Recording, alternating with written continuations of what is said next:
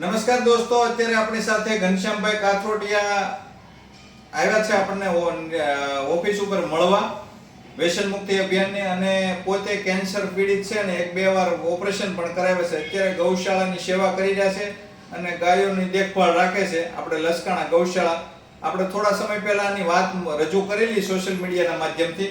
આજે ઘનશ્યામભાઈ રૂબરૂ મળવા આવ્યા છે અને કેન્સર પીડિતોને કેટલાય લોકોને વ્યસન કરતા હોય એને ચેતવણી અગાઉ જ આપેલી છે કે જો તમે આ માવા તમાકુનો ત્યાગ નહીં કરો તો ભવિષ્યમાં તમને કેન્સર થશે. અને ઘણા બધા એવા કેસ પણ આવ્યા છે કે ઘનશ્યામભાઈનું કહેવું સાચું પણ પડ્યું છે. એના લક્ષણો અમુક દેખાય એને એટલે ઘનશ્યામભાઈ લોકોને ચેતવણી આપતા હોય છે કે ભાઈ તમે આનાથી બહાર આવો તો સારું છે. તો ઘનશ્યામભાઈ સાથે જ આપણે વાત કરીએ. ઘનશ્યામભાઈ, તમને કેટલા ટાઈમ પહેલા કેન્સર થયેલું? મને પેલું વખત થયું 2012 માં. બરાબર. પછી થોડુંક એનું ઇન્ફેક્શન આવ્યું તો 2013 માં. બરાબર. અને પછી 2014 માં. 2014 માં ફરી. હા, 3 વખત પેલા ઉપર થઈ ગયું. પછી 8 વર્ષ ખાલી ગયા. બરાબર. અને 2020 માં પાછું ઓક્ટોબરમાં આવ્યું. બરાબર. ત્યાર પછી આ 5 વર્ષ પૂરા થઈ ગયા ઓક્ટોબરમાં. એટલે અત્યારે ઘનશ્યામભાઈ નો ચહેરો તમે જોઈ શકો છો. 2 કે 3 વખત ઓપરેશન કરાવ્યું ને આપણે, 2 થી 3 વખત કેન્સર નું ઓપરેશન કરાવ્યું છે. એટલે તમાકુ, માવા, ગુટખા, બીડા, સિગારેટ, દારૂ, ગાંજા, અફીણ કોઈ વસ્તુ આપણી 7 પેઢીમાં પણ કામની નથી. વ્યસન મુક્તિ અભિયાનના પ્લેટફોર્મ પરથી વારંવાર લોકોને ચેતવણી આપી છે કે તમે વ્યસનનો આજે ત્યાગ કરો, છતાં પણ લોકોને હજી હા નથી પડતી. પણ જ્યારે કેન્સર થાય ત્યારે એને ખબર પડે છે કે આપણે કઈ હદ સુધી ગયા.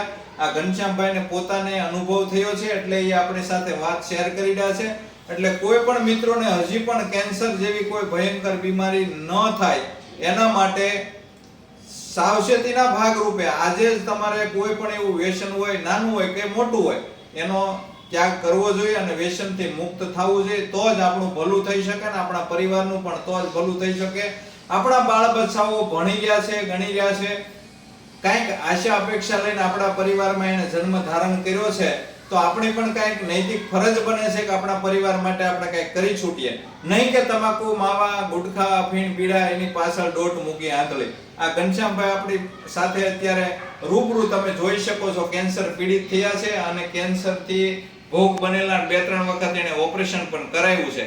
તો કોઈ પણ મિત્રોને કાંઈ પણ વ્યસન હોય તો છોડી દેજો. ઘનશ્યામભાઈ, તમે કાંઈ કહેવા માંગો છો લોકોને વ્યસન કરતા? હા, વ્યસનમાં એવું કે આસાનીથી છૂટતું ન હોય પણ પ્રાથમિક લક્ષણો દેખાતા હોય, જેવું કે મોઢું ન ખુલતું હોય, તીખું લાગતું હોય, ચાંદુ પડ્યું હોય તો કથ્થઈ રંગનું થઈ ગયું હોય, સફેદ કલરનું થઈ ગયું હોય, શરમ સંકોચ થતી હોય કોઈને કહેવામાં કે કંઈક નીકળશે તો શું થશે, અને એમનેમ કરીને ડેરું લાગતું હોય કે દુખતું ના હોય, તો અત્યારે સંપર્ક કરો મારો અથવા તો હિંમતભાઈનો.